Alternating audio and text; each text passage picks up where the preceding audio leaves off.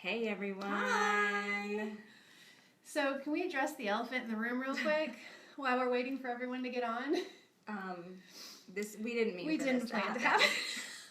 We're feeling a little businessy now that we started looking at, we're looking a little. No, she showed up to my house because we're at my house, and she had on a gray sweater and a purple shirt and her giving key. And we looked at me, and I had on a gray sweater and my purple shirt and my key. But we figure it's okay because my key is black and hers is gold. And you know, my hair is brown and yours is blonde. My hair is dishwater. It's brown. Beautiful. And you have glasses on, so it's right, totally so it's totally different. fine, right? Like hey Mary, good to see you. Hey Leanne, I'm glad you guys are on. Hey man, this is what happens when you become a coach, right? You just start dressing alike. You do. We promise it's not weird or anything. No, it's totally not weird. But we're so glad that you're joining us. And as you can, I don't know that you can tell, we'll tell you a little bit about our setup. So we actually have two phones going right now, and our team is split kind of in between the two because I'm running an event off of my page and Devin's running an event off of her page. So not to make things like super complicated or anything. Just sit back, enjoy yourselves. We'll take care of the technology aspects. But if you Let hear us know, if you hear us saying hello to somebody and you're like, I don't see them on there, that's why. That's why. Yeah. So, hey Patty, how are you? Awesome. Okay. Well, let's jump in. We'll go for it. All right. Yeah. Well, my name is Devin Hightower, and I am the founder, I guess you could call it, of Team Home Fit. Oh, I know. Sounds fancy. Well, I don't want to say, we'll get into what we actually are. Founder of Team Home Fit and Happy, and I have been a coach now for about 4 years. Yep. And I'm going to get a little bit into my story, but I wanted Allie to introduce herself as well. Yeah, I'm Allie, and she's my coach. So she invited me. It's been how long now? It'll be 2 years in May, so that I started coaching. Well, not that I started coaching, but that she invited me to her first challenge group, and then I transitioned to becoming a coach. So, yeah. Absolutely. And it's not just us. You're going to be hearing from lots of coaches on our team as well in the comment section because... Hey, Shelly. Sorry. Because we're a team and we don't do this alone. You're never on an island. Like, we work together, and I think that's been one of the most fun things about being a coach and being on a team again. I mean, I was an athlete growing up, so I grew up on a team since I was like age 6. So when that kind of went out of my life for a while, it was a weird void. So that's what's been so amazing about this is I get to be with my girls again. It's pretty great. Yeah, and we're working towards something awesome, and we fail forward just like I used to do on my team. And we, help each other out and we lift each other up, and I think that has been just such a cool thing to be a part of, in my late 30s.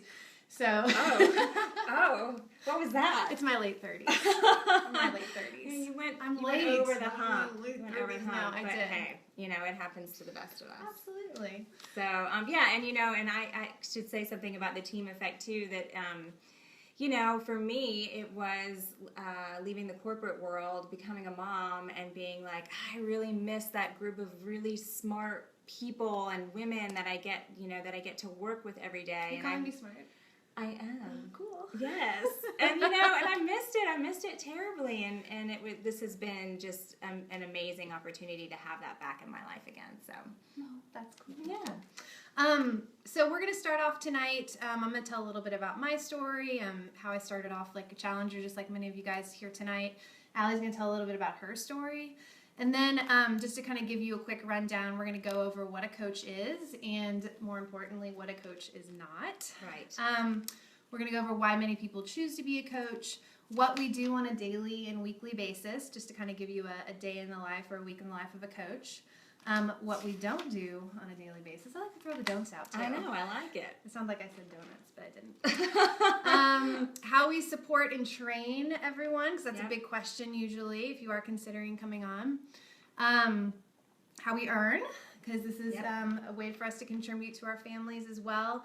How to sign up, and then we're going to do a little visualization activity at the end. I like it. So that sounded like a lot of stuff, but we're going to go through it really quickly. We are. We know you have things to do. Absolutely. So, about 4 years ago, as I said, I was an athlete and I was in CrossFit for a while. But once I had Lila, I could just never get that gym thing back again. You know, I'd go to the gym and I'd No, I know. do the boot camp thing.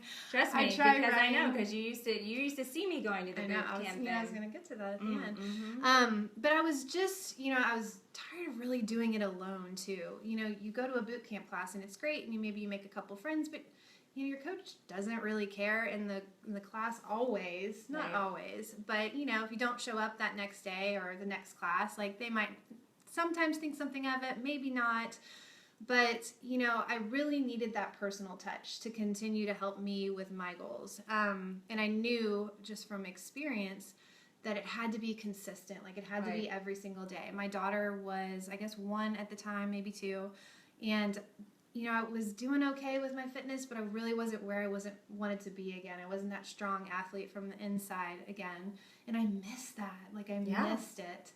So I got a message from an old high school friend saying that, hey, I know that you used to do CrossFit. I don't know what you're doing right now, but Insanity kind of sounds like something you might like. Would you like to learn more about it?